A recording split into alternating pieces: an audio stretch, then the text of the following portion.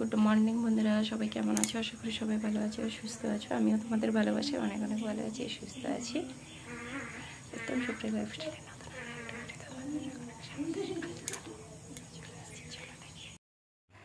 দেখো, এখানে ঘুগনির জন্য সমস্ত রেডি করে নিয়েছি।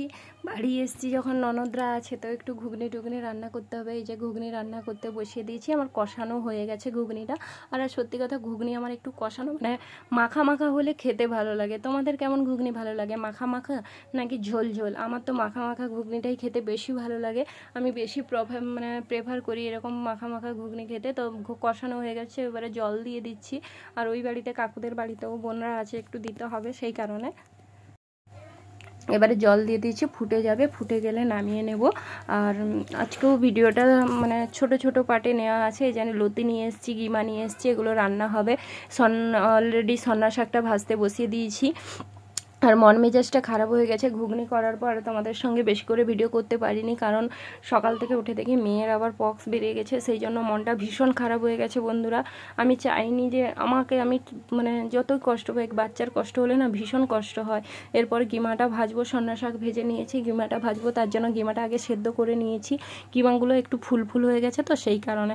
তারপরে একটু লঙ্কা পেঁয়াজ দিয়ে, আলু বেগুন দিয়ে আজকে গিমাটা ভাজবো। তোমাদের দাদাভাই বললো যে আলু পেঁয়াজ দিয়ে গিমা ভাজলে খেতে ভালো লাগে, সেই কারণে আলু পেঁয়াজ দিয়েই আলু বেগুন পেঁয়াজ দিয়ে ভাজবো। আর মনটা সত্যি কথা ভীষণ খারাপ। মেয়ের এরকম শরীর খারাপ দেখলে কার ভালো লাগে, কোন মায়ের ভালো লাগে বলো?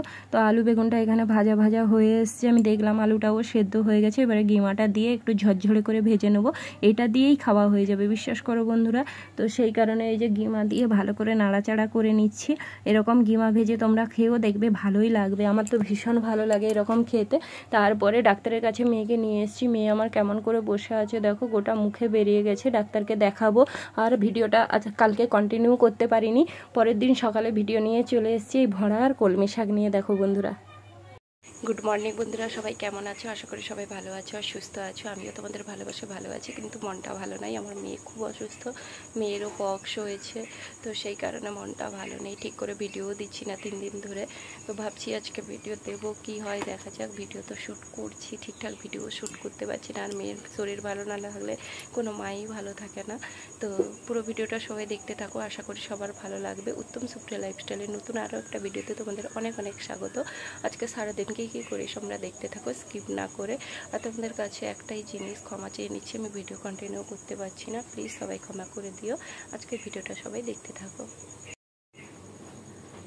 বাবার বাড়ি থেকে এই কলমি শাকগুলো নিয়ে এসেছিলাম, ফ্রিজে ছিল, কেটে নিয়ে আর কড়াগুলো ছিল। প্রথমে কলমি শাকগুলো কেটে নিয়েছি।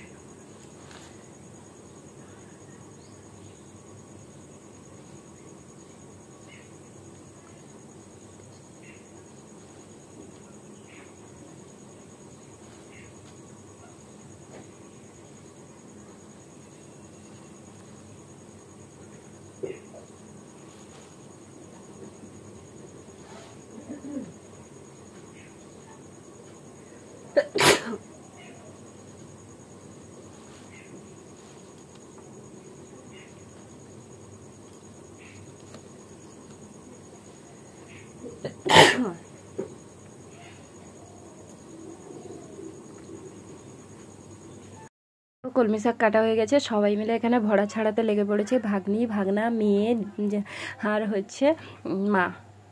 এবারে এখানে বেসন আর পেঁয়াজ মাখিয়ে নিয়েছি, একটু মুড়ি খাওয়ার করবো বলে, কারণ খালি মুড়ি খাওয়া যায় না বন্ধুরা। তোমরাও কি পারো বলো তো? সবজি টবজি কাটা হয়ে গেছে, মেয়েকে খাইয়ে দিয়েছি। তারপরে এই যে পকড়ি ভাজবো এসেছি, সবাই মুড়ি খাবে। বই আর দিদি ভাই নিয়ে গেছো? বাবা তো গো। আচ্ছা, দেখো মেয়ের মুখে কেমন বেরিয়েছে, গোটা শরীর বেরিয়েছে এরকম। হ্যাঁ যাও, আর দিদি ভাইয়ের কাছে বই আছে, চলে যাও। তাকে ছবিগুলা দেখাও তো গো। চলো পকোড়িটা ভেজে নিই। দেখো বন্ধুরা, পকোড়ি ভাজা শুরু করে দিয়েছি। বড়া তো সবসময় ভাজা হয়, আমি ভাবলাম একটু পকোড়ি ভাজি। এরকম পাতলা পাতলা করে পকোড়ি একটু মানে মুচমুচে করে ভাজলে না খেতে খুব ভালো লাগে। আর আমি তো তেলে ভাজা হোক আর ঘুগনিই হোক, আমি সবসময় মুড়িতে জল ঢেলেই খাই, তার কারণ আমার ওই রকম খেতে ভালো লাগে। তো ভালো করে ভেজে নিচ্ছি। সব সময় আমার এরকম মুচমুচে লাল লাল খেতে ভালো লাগে। তোমাদের কীরকম ভালো লাগে আমাকে জানিও। প্রথমে যে পকোড়িগুলো ভেজেছি ওগুলো লঙ্কা দেইনি, কারণ মেয়ে আর ভাগ্নি খাবে। আর এই পকোড়িগুলো ভাজছি আমাদের জন্য, আমরা খাবো একটু লঙ্কা দিয়ে। দেখো বন্ধুরা, একটা অনেক দিন পরে পেলাম পুরানো দিনের হারিয়ে যাওয়া জিনিস। এখন আর এই কুলটা পাওয়াই যায় না। এটা কি কুল, তোমরা চেনো বন্ধুরা? চিনলে অবশ্যই কমেন্টে জানিও। আর আমার হাতে কালো দেখছো, এই যে ভরা ছাড়িয়েছিলাম সকালে, তো ভরার দাগ উঠতেই চাইছে না, ওই জন্য কালো। কিছু খারাপ মাইন্ড করো না। এই দেখো, এই কুলগুলো না সত্যি অনেক দিন খাইনি। আমার বাপের বাড়িতে গাছ আছে, কিন্তু আর খাওয়া হয় না। তো খুব সুন্দর, দেখো তোমাদের সঙ্গে শেয়ার করলাম। এই কুলগুলো খেতে কিন্তু খুব টেস্টি হয়। খাই, তোমাদের সঙ্গে শেয়ার করি, ভাবলাম বন্ধুদের সঙ্গেও শেয়ার করি। কে কে এই খেজুর কুল খেতে ভালোবাসো আমাকে কিন্তু অবশ্যই জানিও। কুল তো এখন আর পাওয়া যায় না, তো পেয়েছি যখন এই মুড়ি খেলাম। এখন 10:30 বাজে, এই কাজবাজ শেষ করে মুড়ি খেলাম, রান্নাঘরে চলে এসেছি, মাছ বসাবো। এখানে তেলটা গরম হতে দিয়েছি, ভাবলাম একটা খেজুর কুল খেয়ে নিই। সত্যি সেই স্বাদ, বিশ্বাস করো। এগুলো তো এখন আর পাওয়া যায় না।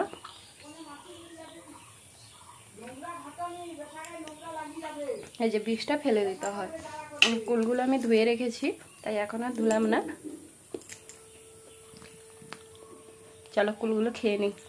ওই যে দেখো বন্ধুরা, চলো রান্না করি আর কুল খাই। দেখো বন্ধুরা, তোমাদের দাদাভাই এসে সাইপিনাস মাছ নিয়ে এসছে। সাইপিনাস মাছের তেল ঝাল করবো। মাছটা ভেজে নিই আগে।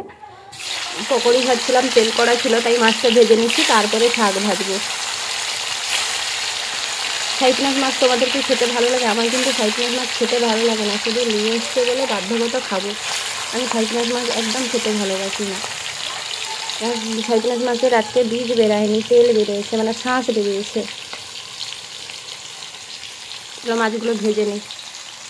মাছ ভাজাগুলো কমপ্লিট হয়ে গেছে। এগুলো মাছের শাঁসটা, যে সাইপিনাস মাছের বীজ বেরায়নি বন্ধুরা। তোমার দাদা যে কারণে কিনেছিল সাইপিনাস মাছ, বীজ বেরায়নি, এখানে বেরিয়েছে তেল। তেলটা সবাই খেতে ভালোবাসি, তাই রান্নাবান্না করে খেয়ে দিয়ে শুয়ে পড়েছিলাম বন্ধুরা। আর কোনো ভিডিও করিনি, মেয়ের শরীর ভালো না, তো মেয়ে ছাড়ছে না, তাই ভিডিও সেরকম করতে পারছি না, আর ভিডিও দিতেও পারছি না। ভেবেছিলাম আজকে ভিডিও দেবো, জামাই ষষ্ঠীর ভিডিও, কিন্তু দিতে পারলাম না। জানি না কীভাবে ইরেগুলার হয়তো ভিডিও দিতে হবে, তার জন্য সবার কাছে আমি ক্ষমা প্রার্থী। তো ব্যাগটা নিয়ে এসেছিলাম বাবার বাড়ি থেকে, এখনও গোছানো হয়নি, তাই ভাবলাম ব্যাগগুলো গুছিয়ে নিই, মানে কাপড়গুলো গুছিয়ে নিই।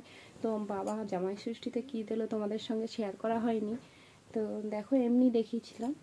তোমাদের দাদাভাইকে এই গেঞ্জিটা দিয়েছে, তোমার দাদাভাই নিজে পছন্দ করে নিয়েছে।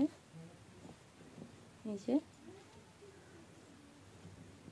আর মেয়েকে এই জামাটা দিয়েছে, যেমন পেরেছে দিয়েছে, কারণ দিদিদেরও দিয়েছে, তো 3 বুকে দিয়েছে, দিদিদের দিয়েছে, বাবুদের দিয়েছে, মেয়েকে এই জামাটা দিয়েছে, আর আমাকে এই শাড়িটা দিয়েছে, সুতির ছাপা শাড়ি। কেমন হয়েছে জানিও।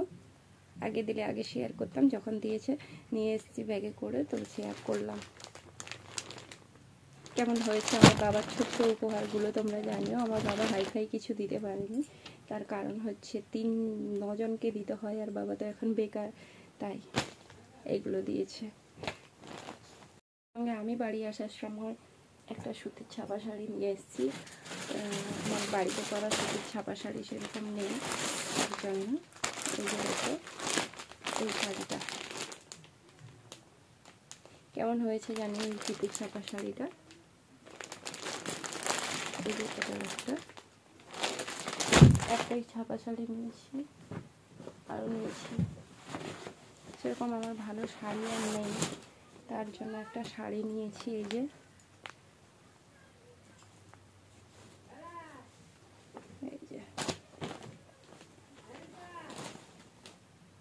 কেমন হয়েছে কালারটা, আমাকে কেমন মানাবে তোমরা কিন্তু অবশ্যই কমেন্টের মাধ্যমে জানিও। কেমন লাগছে বলো বন্ধুরা, ভালো লাগবে আমাকে শাড়িটা। আর দুটো ব্লাউজ কিনেছি, একটা কালো আর একটা সাদা। কালো সাদা সবার সঙ্গে পরা যায়, তো কালো সাদা নিয়েছি। এই যে কেমন হয়েছে জানিও।